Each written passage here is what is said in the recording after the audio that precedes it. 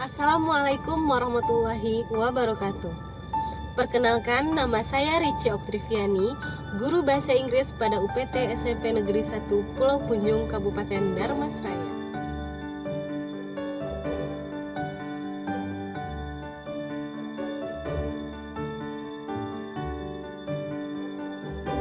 Ibu dan Bapak Guru, pada video kali ini saya akan membahas mengenai pembelajaran berdiferensiasi dan pelaksanaannya di dalam kelas. Salam dan bahagia Bapak dan Ibu Guru.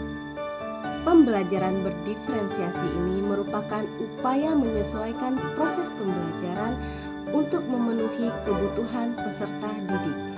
Nah, yang harus kita garis bawahi di sini yaitu kebutuhan peserta didik.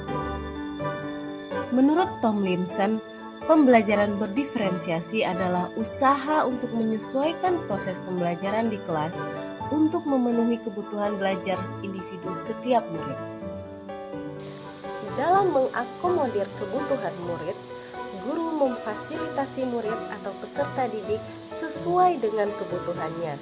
Karena seperti yang kita ketahui, setiap murid memiliki karakteristik yang berbeda-beda, sehingga guru tidak bisa memberikan perlakuan yang sama kepada setiap murid. Nah, contoh kelas yang telah menerapkan pembelajaran berdiferensiasi ini adalah ketika proses pembelajaran, guru telah menggunakan beragam cara sekreatif mungkin agar murid dapat memahami pembelajaran. Guru memberikan beragam kegiatan yang masuk akal sehingga murid dapat mengerti dan memiliki informasi atau ide mengenai pembelajaran tersebut. Untuk dapat menerapkan pembelajaran berdiferensiasi di kelas, ada beberapa hal yang harus kita lakukan. Melakukan pemetaan kebutuhan belajar berdasarkan 3 aspek: kesiapan belajar, minat belajar, dan profil belajar siswa. Profil belajar siswa ini bisa dilakukan melalui wawancara, observasi, atau assessment yang kita lakukan. Ibu dan Bapak guru hebat, dalam pembelajaran berdiferensiasi terdapat 3 strategi yang bisa kita gunakan dalam proses pembelajaran. Yang pertama, diferensiasi konten. Konten adalah apa yang kita ajarkan kepada peserta didik. Konten dapat dibedakan sebagai tanggapan terhadap kesiapan, minat, dan profil belajar murid maupun kombinasi dari ketiganya. Yang kedua, diferensiasi proses. Proses mengacu pada bagaimana murid akan memahami atau memaknai apa yang mereka pelajari. Pada diferensiasi proses ini, guru dapat menggunakan pengelompokan yang fleksibel maupun mengembangkan kegiatan yang bervariasi dalam proses pembelajaran. Praktik baik pada diferensiasi proses yang telah saya lakukan adalah memberikan media ajar kepada siswa sesuai dengan gaya belajarnya. Pada peserta didik dengan gaya belajar visual, kita dapat menggunakan materi visual seperti gambar, diagram, maupun peta. Kita juga bisa menggunakan warna untuk meng-highlight hal-hal penting dalam pembelajaran.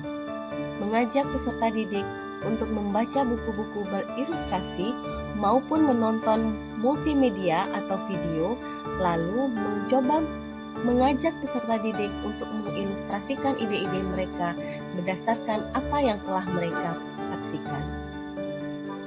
Pada peserta didik dengan gaya belajar auditori, kita dapat merekam materi pembelajaran ke dalam sebuah video maupun kaset, lalu mendiskusikan ide mereka secara verbal. Kita juga dapat menggunakan musik atau media listening pada pembelajaran bahasa Inggris. Almost 6 million people in Britain have got a dog and 5 million have got a cat. Dogs, cats, birds and fish are the world's favorite pets. Gaya belajar kinestetik. Pada gaya belajar ini, kita dapat mengajak peserta didik untuk mengerjakan segala sesuatu dengan menggunakan tangan. Karena Biasanya peserta didik dengan gaya belajar kinestetik ini memiliki koordinasi tubuh yang sangat baik.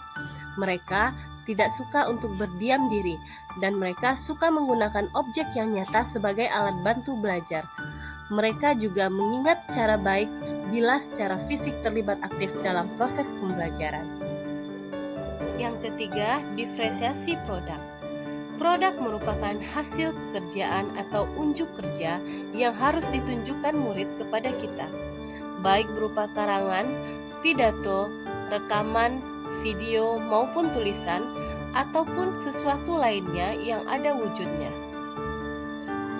Ibu dan Bapak Guru, dalam menerapkan pembelajaran berdiferensiasi ini, tentunya kita akan mengalami berbagai tantangan dan hambatan. Namun, kita dituntut untuk tetap dapat bersikap positif meskipun banyak tantangan tersebut. Kita dapat mengikuti MGMP maupun membentuk komunitas belajar pada sekolah tempat kita mengajar.